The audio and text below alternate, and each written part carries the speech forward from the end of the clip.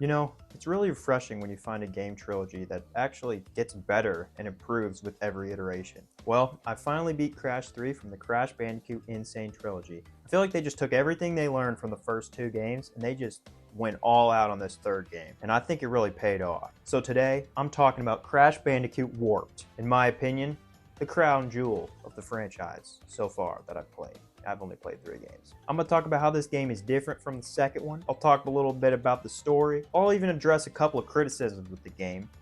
But mainly, what I want to talk about is why this game is freaking awesome. So let's get into this. So what is different about this game compared to the one right before it, Crash 2? They just really tightened everything up with Crash 2, with the movement and just the platforming just felt so peak. It was so good. In fact, I think it was so well refined that there wasn't a whole lot more to do when Crash 3 came around other than to innovate. And that's exactly what they did. And by innovate, I mean get really creative and add really weird, wonky things. See, this game throws everything at you. You've got your basic platforming, but you've got freaking all these different vehicle levels. You got jet skis and motorcycles. Then you're in the freaking skies in World War One, and then you're running from dinosaurs. You're even running across the Great Wall of China on a tiger at one point. One of the key differences, honestly, to this game is these vehicle levels. There's just so many of them. The previous Crash games had their share of wonky change-up levels, but this game takes that to a whole new level. It's not just these vehicle levels that change up the gameplay, though. You've also got these new abilities you unlock after you beat the bosses in the game. Some of these are very impactful and will evolve your gameplay a lot, with the flying spin move and the double jump.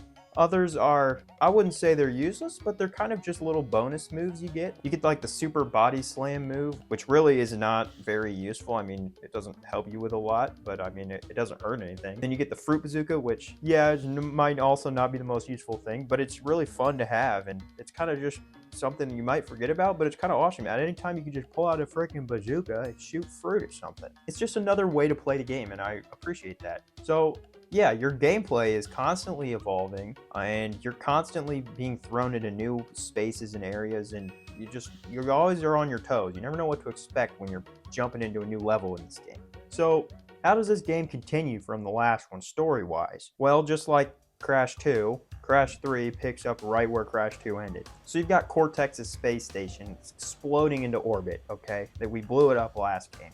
And that thing comes crashing straight down on this weird temple thing. Somehow that explosion accidentally frees this Uka Uka mask. What is the Uka Uka mask? It's Aku Aku's secret evil twin brother mask. My evil twin brother, Uka Uka, has been freed from his underground prison. It's just a floating head of chaos and rage, and he's actually kind of scary. I was scared of him. You know, Cortex he's always acting like he's been a villainish man all the times I've seen him, and now he's fearful of his life when he sees this mask. This mask helps to possess him. So you got Uka Uka and Cortex, and they team up. All right, they've formed this deadly coalition. Together, they recruit a new villain, and that is Dr. Entropy. Dr. Entropy, if you will. Sure. I am Dr. Nefarious Tropy. If your name is Dr. Nefarious, you're probably the villain. I'm going to say I already think this is a pretty cool setup for a third game because, you know, in previous Crash games, you're running around, maybe you get on a frustrating level, you die a few times, all right? What happens? Well, your Aku Aku mask steps in, you know, gives you a little strength and helps you keep pushing forward with that extra protection. You know, you can tank another hit. And so what's going on here? The same thing, but for Cortex. You know, this Uka Uka mask, after he's already failed twice, is stepping in and saying, you know what, you need that little extra layer of protection. Let's see if you can go all the way this time. And that's where we start. So anyway, Dr. Entropy builds this time twister machine. It's a portal that helps you travel through history to find these crystals that they're trying to get again. The villains are teaming up together to try to get these crystals. All right, we got to beat them to it. So we got to travel through this time twister portal into all these realms. It's a great excuse to basically change up the levels all the time. So the level progression in bosses, it works basically like Crash 2 did, which is awesome because I loved the way Crash 2 did it, where you have basically the same warp room idea where you've got the levels and then you got that boss fight at the end. And speaking of these bosses, They're awesome in this game. The bosses consist of Tiny the Tiger, Dingodile. You get to fight Dr. Entropy himself. You also fight that rocket head dude in space, which is really fun. And finally, you do get to fight Cortex and Uka Uka. So let me just talk about some of the more controversial aspects of this game before I go into why I think it actually is the best Crash game that I've played so far. It's the best out of the trilogy, I think. First off, all right, I'm gonna concede this point. The motorcycle levels, it's a shame. Why did this happen again? Okay, you had Crash 2 with the jetpack, and it was really cool in concept, and it didn't work because of controls. And you've got literally the exact same thing going on here with the motorcycle. All right, it's time to fucking turn. Oh, God! In the cover of the game, you got frickin' Crash with his leather jacket on a motorcycle, and that gets you pumped up until you realize that the controls are kind of sucky. But hey, I will say I still enjoyed most of them. I think there was only one motorcycle level that I really had trouble with. In fact, I didn't even beat it. My friend beat it for me live on stream, so that was a little embarrassing. Do you want me to show you? Yeah, Isaac, beat it right now. All right, guys, this is Isaac gameplay here. Hit the boost on the left, and you can win it. Please, for the love of God. Yes! Okay, good job, Isaac. I think the motorcycle levels would have been fine, except for that one level and parts of other levels where they try to make you do these turns. You can't turn. You can't turn in the motorcycle. You just basically drift. So I'm supposed to, like, turn all the way right, all the way left, and then all the way right again, right No, there. you're just supposed Fuck to this do game. that. And the track just goes all over the place, and you can't turn your motorcycle. So you're just running in the dirt and hitting things, and it's not good. But there's only, I think, 3 motorcycle levels, so it's not a huge part of the game, and only one of them, in my opinion, was super hard. And even then, it's still no bridge level from Crash 1. I mean, the level of difficulty here, there's still a little bit of a gap.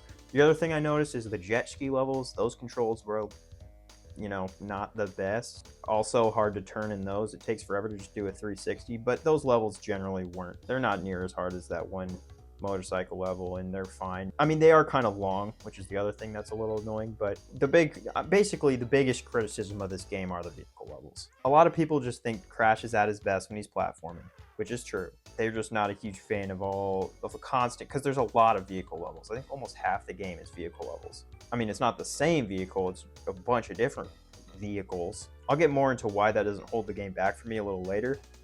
But if you want to play Crash without a lot of vehicles, you can play Crash 2. I mean, it's a great game, and there's tons of Crash platforming in it, and it's not like there's not platforming in this game. There's still a lot of it, and it's really good.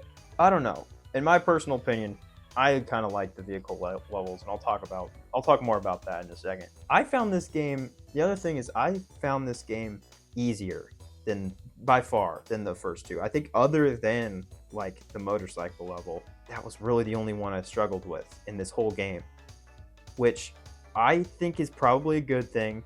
It does depend though, because if you liked the difficulty, especially the first game, it's kind of depleted as the games continued. But then again, I did not go for all the collectibles, so you still have all of that to go for. And also you've got the time trial, so you know what? Screw that. There's plenty of difficult stuff to do in this game still if you want to. You can go back, do all the time trials, get the relics. I didn't even get all the gems. There's still plenty of hard things to do. I like that. I think that's how the game should play, because it's enjoyable for people like me who just want to kind of get through the game and experience it, have fun with it.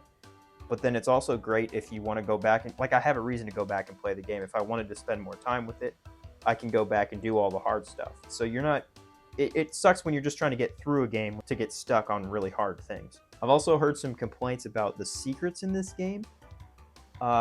Mainly, I think they're cool. Like the fact that you shoot that Sphinx thing and the lives, and like the secret level's really cool. I guess the criticism with it is just that it's hard. You wouldn't find it naturally. It's almost like you have to look up the secrets to be able to find them, which is fair enough. Or you can kind of make that same argument with Crash 2, at least, with like those nitro crates that you climb on. Like, who's gonna just jump? Actually, now that I'm saying it out loud, the nitro crates in Crash 2 did literally build up like a staircase.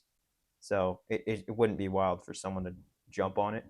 Yeah, I guess you're right. Crash 2 probably had better hints towards the secrets. All right, let's go into some good stuff. This game, I think it's the best Crash game that I've played so far, and I'm going to tell you exactly why. They took all the best parts about Crash 2 and they just carried it over to Crash 3, and I love it. And the platforming is just so fun, and all the movement. The movement is just, it just makes it so awesome. The bosses are so much cooler, and they're the most creative and fun to fight that they've ever been in any Crash game. Especially like the Dingodile guy. It's such a cool character. The actual boss fight's really fun to do. I loved the one where you're in the little ship and flying through space was really cool. I mean, they're all pretty easy, but they're just so cool, and they're all so different. And then the Tiny Tiger one, like I think that's the first one. You're in a coliseum and there's tigers running at you, and it's just awesome. And then there's also always that reward at the end with the new ability. It's just another really fun way that they break up the gameplay. And then the story, I liked it, especially the opening cutscene. I really enjoyed seeing all the characters together. Like you've got Crash and Coco and the little polar bear from the last game, and you got the Aku Aku mask, and it just feels like just a good old gang of weird friends. Like we're watching, there's two bandicoots, a floating mask, and a polar bear, and we're all just chilling here and living in this little house. It just feels cozy, and I like that. I like the very odd group that they are. I also like that they got Coco more involved. You have to play as Coco in the game for some of the levels. She's not just kind of there like in Crash 2. I like the progression with the abilities. You know, people might argue that some of them are useless. I don't think that just because they don't make you change the way you play the game, that means they're bad abilities. Like, the Fruit Bazooka is fun if you want to use it, but you don't have to. I don't think that hurts anything. And the body slam one is a little, that one I will grant is kind of pointless. You know, and especially those earlier abilities, like all the different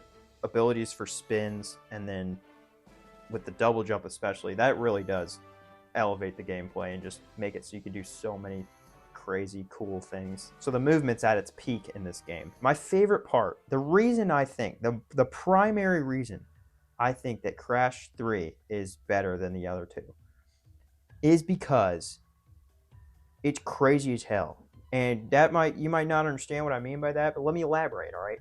The variety. I think with Crash, what makes Crash so cool, it had this in the first game, it did better at this in the second game, and I think it's the best at this in this game. It's just the variety and the crazy factor, the wackiness of it. If I wanted to play a basic platformer, you know, that's well made, you know, good platforming levels and whatnot, I would play Mario. I will go and play Mario or some other game like that. If you're playing Crash Bandicoot, if you're playing as a Bandicoot, you want a wacky, weird, crazy experience. Because Crash 1 wasn't just all the same type of platforming levels. It had the ones where you run away from the rocks. And it had kind of the ones where you ride the wild pig. Just stuff that, you know, I can only imagine playing the game when it came out and being like, what the hell is this? Especially back then, like, this is just insane. You know what? It is. It's just insane. It's the N. Sane Trilogy, and this is the most insane game of the three, which is what you should go for, I think. It's just awesome and funny. I love that every level something shocks you. Like, you're in a new place, something new happens every level, which makes, this is why, part of the reason why I think I flew through this game is because I wanted to play it longer because I didn't know what to expect every single level. I feel like this game just does the best at changing it up. You're always on your toes, you never know what to expect.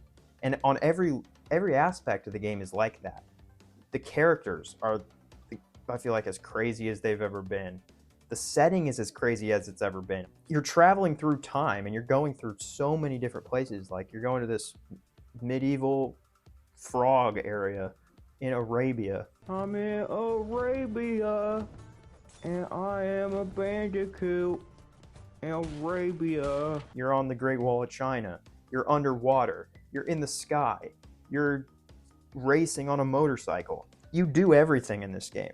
That's what makes Crash so cool to me, is that he is the most insane character when it comes to platforming. Like, you get stuff out of Crash you'll never get in other games because it's so much more out there and crazy. And it's just also really polished. Like, other than like the motorcycle level thing, everything just played really smoothly, and I feel like they just didn't really mess up. Even in Crash 2, there were kind of a couple parts of levels where it's like, God, this kind of sucks.